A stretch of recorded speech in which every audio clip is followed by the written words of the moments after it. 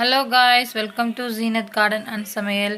இன்றைக்கி நம்ம என்ன செய்ய போகிறோன்னா, நல்லா முறு காரச்சவ் செய்ய போகிறோம். காரச்சவ் செய்கிறதுக்காக நாங்கள் காஞ்ச மிளகா நல்லா ஊற வச்சுருக்கோம்.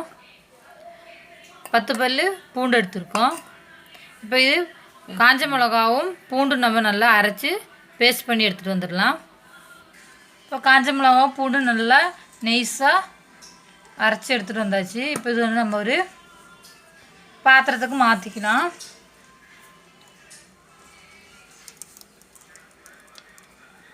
நம்ம பாத்திரத்துக்கு மாற்றியாச்சு. இப்போ நம்ம மிக்ஸி ஜாரெலாம் அலசி ஊற்றிக்கலாம் தண்ணியில். பார்த்தீங்களா, இப்போ தண்ணியெலாம் அலசி மிக்ஸி ஜாரெலாம் அலசி ஊற்றியாச்சு. கொஞ்சமாக ஆப்ப சோடா போட்டுக்கலாம். தேவையான அளவுக்கு உப்பு போட்டுக்கலாம். இப்போ நம்ம ரேஷன் கடை துவரம் பருப்பு நல்லா கழுவி காய வச்சு மில்லில் போய் பவுடர் பண்ணி எடுத்துகிட்டு வந்திருக்கோம். அந்த மாவு தான் இப்போ நம்ம 2 கப் மாவு போட போகிறோம். இது கூடவே 1 கப் அரிசி மாவு போட்டுக்கலாம், பச்சரிசி மாவு.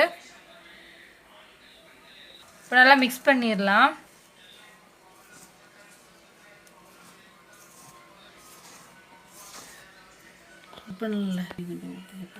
ஏற்கனவே நாங்கள் இந்த துவரம்பருப்பு நல்லா ஊற வச்சு அரைச்சி இது பஜ்ஜி மிளகால பஜ்ஜி போட்டிருக்கோம். அப்புறம் வாழைக்காலையும் நாங்கள் போட்டிருக்கோம். வாழைக்கான வீடியோ நாங்கள் போடலை. எங்கள் வீட்டில் இதேமாதிரி நாங்கள் செஞ்சு சாப்பிட்டு நல்லா செம்ம டேஸ்ட்டாக இருந்துச்சு. பாருங்கள், ஒரிஜினல் கடலை மாவு மாதிரியே இருக்குது. பார்த்தீங்களா, கடலைப்பருப்பு பவுட்ரு பண்ண மாதிரியே இருக்குது.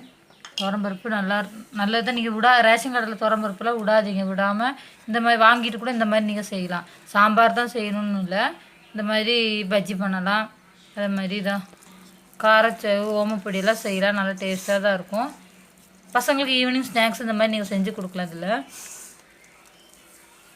இப்போ வாசனைக்காக நம்ம ஓமம் போட்டுக்கலாம். நல்லா வாசனையாக இருக்கும்.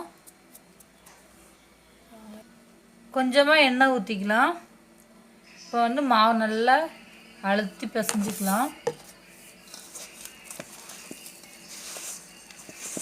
தண்ணி எப்படி பத்தலை அப்படின்னா லைட்டாக தெளித்து ஊற்றிக்கலாம். இப்போ இது கூடவே நம்ம மிளகு பார்த்திங்களா 1-2 பவுடர் பண்ணது. பார்த்திங்க, நம்ம நெய்ஸாக இல்லை 1-2 பவுடர் பண்ணது. அப்போ காரச்சவு நம்ம சாப்பிடும்போது உடலை கொஞ்சம் இப்படி கடிப்படும்போது நல்லா டேஸ்ட்டாகவும் இருக்கும். அதுக்காக தான் 1-2 மிளகு பொடி பண்ணி போடுறோம். இந்த அளவுக்கு நீங்கள் பிசைஞ்சதுக்கப்புறம் கொஞ்சம் டேஸ்ட் பண்ணி பார்த்துக்கோங்க, உப்பெல்லாம் கரெக்டாக இருக்கான்னு. உப்பு பத்தலைன்னு நீங்கள் போட்டு ஒன்று கூட நல்லா அழுத்தி பிசைஞ்சிக்கலாம். இப்போ மாவு இந்த அளவுக்கு நீங்கள் நல்லா பிசைஞ்சிருக்கணும். இந்த அளவுக்கு நல்லா லூஸாக இருக்கணும். பார்த்திங்களா, மாவு நல்லா லூஸாக இருக்குது. இப்போ நம்ம முறுக்கு வச்சுருக்குல்ல, முறுக்கு கோயிலில் போட்டு நம்ம புழிஞ்சு எடுத்துட வேண்டியது தான். இப்போ நாங்கள் எண்ணெய் சூடாக வச்சுருக்கோம். எண்ணெய் நல்லா சூடாகட்டும். இந்த முறுக்கு கோயில் இருக்குல்ல, அதில் நல்லா எண்ணெய் தடவிக்கோங்க சுற்றி.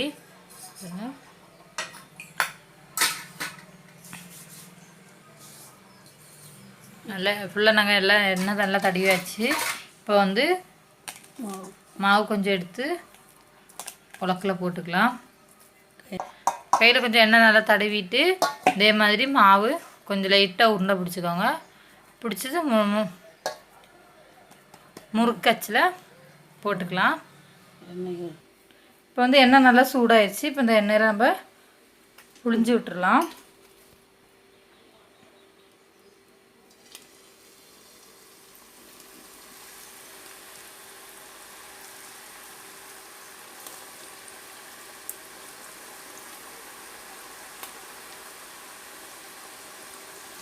கொஞ்ச நேரம் அப்படியே விட்டுட்டு அதுக்கப்புறம் நாங்கள் லைட்டாக திருப்பி விட்டுக்கோங்க.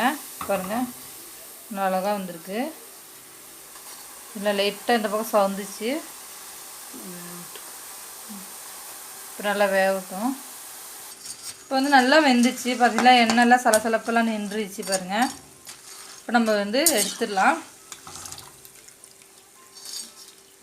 எண்ணெய் நல்லா வடித்து எடுத்துக்கோங்க. பார்க்கவே நல்லா கலராக இருக்கு பாருங்க. அதே மாதிரி எண்ணெயில் அது மாவு போட்ட உடனே அவ்வளோ வாசனையாக இருந்துச்சு. அந்த பூண்டு வாசனை கம்மக்கமான்னு இருந்துச்சு, செம்மையாக இருந்துச்சு. டேஸ்ட் தான் பார்க்கணும். இந்த மாவெல்லாம் நம்ம இதே மாதிரி சுட்டு முடிச்சுட்டு டேஸ்ட் பார்க்கலாம். இப்போ நம்ம வந்து தட்டுக்கு மாற்றிக்கலாம்.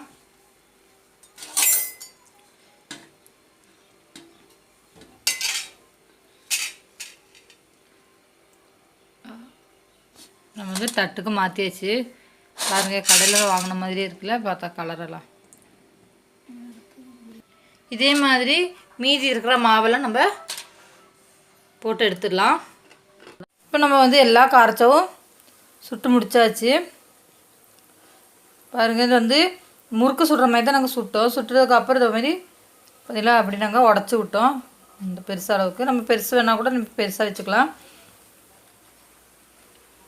நிறைய பேர் ரேஷன் பருப்பு வாங்கவே மாட்டாங்க, வாங்காமல் விட்ருவாங்க. அப்படியே நீங்கள் வாங்கிட்டு இந்த மாதிரி பசங்களுக்கு நீங்கள் செஞ்சு கொடுக்கலாம்.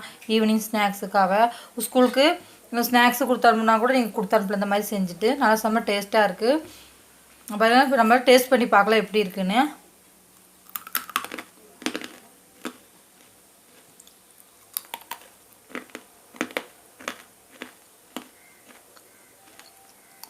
செம்ம டேஸ்ட்டாக இருக்குது காய்ஸ். நல்லா முறுமுறுன்னு இருக்குது. நல்லா முறுமுறு இருந்தாலும் அதில் கொஞ்சம் சாஃப்ட்னஸாக இருக்குது.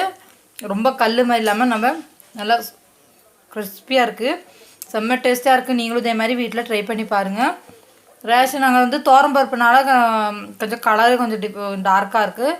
மற்றபடி நல்லா டேஸ்ட்டாகவும் இருக்குது. எல்லாமே நல்லாயிருக்கு. நீங்களும் இதே மாதிரி வீட்டில் ட்ரை பண்ணி பாருங்கள். இந்த வீடியோ பிடிச்சிருந்தால் மறக்காமல் லைக் அண்ட் சப்ஸ்கிரைப் பண்ணுங்கள், ஷேர் பண்ணுங்கள். நம்ம சேனலை ஃபாலோ பண்ணால் மறந்துடாதீங்க. பாய் காய்ஸ், இன்னொரு வீடியோவில் பார்க்கலாம்.